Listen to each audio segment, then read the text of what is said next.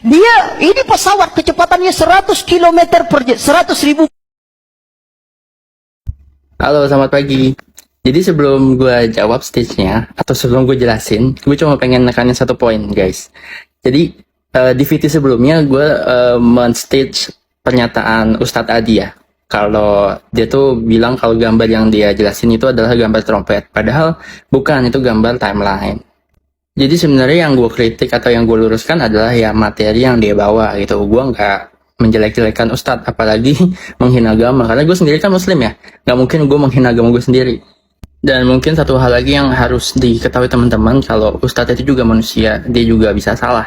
Ketika seorang Ustadz bicara di luar konteksnya, adalah tugas bagi teman-teman yang tahu buat meluruskan, buat mengkritik. Supaya apa? Supaya nggak blunder ke depannya. Justru untuk mencegah hal yang nggak diinginkan, mencegah mudarat.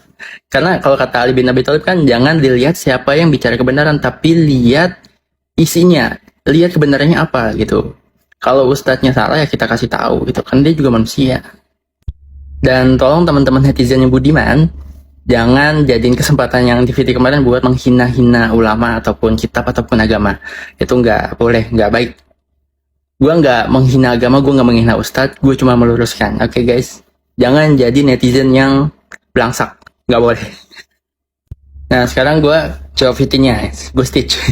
Jadi ustadznya bilang kalau ada ayat di Al-Quran yang bilang kalau emang matahari itu mengikuti garis edarnya masing-masing gitu. Gue juga tahu ayat ini, dan karena ini membahas agama, dan kebetulan agama gue juga, jadi ya ini gue jawab sebagai subjektif ya.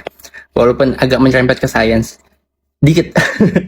Jadi kalau dia berpendapat kalau ayat itu benar ya emang benar, tapi tafsirannya mungkin yang harus di zoom out gitu. Dia harus punya perspektif yang lebih besar. Nah, sebagai muslim, gue juga pasti meyakini ayat tersebut benar ya, karena Al-Quran itu juga kitab gue, kitab yang gue imani. Tapi pendapat gue sama pendapat Ustadz itu ya beda. Karena menurut Ustadz Malaysia tersebut, gue anggap dia Ustadz Malaysia karena emang dari logatnya Malaysia ya. Nggak judge gue ya. Menurut gue. Jadi menurut dia, ayat tersebut otomatis mengatakan kalau bumi itu, ayat atau surya ini berarti geosentris, bukan heliosentris.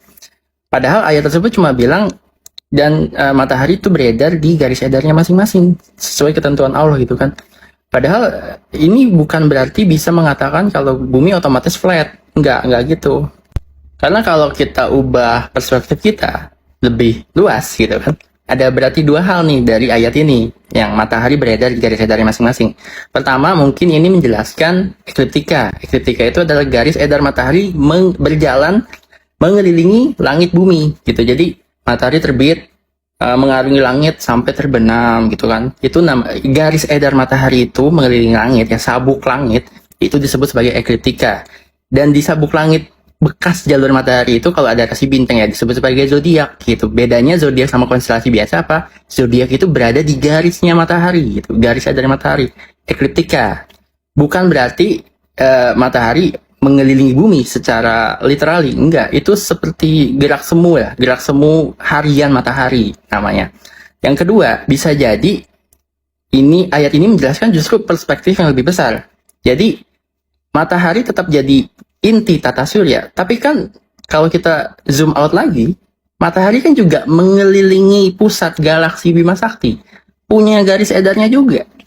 Jadi ada dua hal yang bisa dijelaskan oleh ayat ini.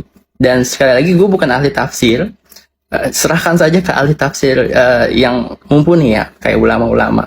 Karena ulama juga pasti berbeda pendapat antara satu ulama dengan ulama yang lainnya. Dan gue meyakini kalau emang yang dimaksud garis edar ini adalah garis edar matahari mengelilingi pusat galaksi atau ekliptika. Bukan berarti bumi jadi pusat tata surya, terus matahari beredar mengelilingi bumi gitu. Itu salah. Tidak sesuai dengan kaidah-kaidah ilmu falak. Oh ya, sebagai tambahan, tadi ustadznya bilang kalau jika kita punya kapal luar angkasa terus pergi keluar bumi dengan kecepatan 100.000 km per jam, nanti kita akan ketinggalan gitu sama matahari yang mengelilingi galaksi dengan kecepatan 720.000 km per jam. Nggak kayak gitu konsepnya, karena jika kita ada di bumi, berarti kita bersama matahari dan bumi itu mengelilingi galaksi dengan kecepatan 720.000 km per jam. Nah, artinya apa? walaupun kita diam pun nih, gue diam nih di sini, gue diam, gue udah bergerak relatif terhadap inti galaksi dengan kecepatan 720.000 km per jam mengelilingi pusat galaksi bersama-sama dengan bumi dan matahari gitu. Jadi kalau gue naik kapal luar angkasa keluar bumi, keluar tata surya lah misalnya, keluar tata surya, gue udah punya V0 ya, kecepatan awal 720.000 km per jam.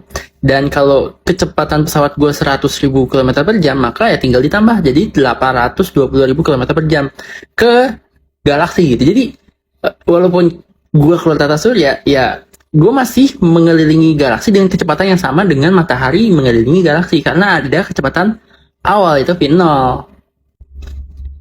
Jadi yang nggak ucuk-ucuk ketinggalan gitu, nggak kayak kita ngejar bis terus bisnya ninggalin kita terus kita ketinggalan di belakang, enggak. Karena kita tuh sebenarnya bergerak bersama-sama dengan bumi dan matahari gitu.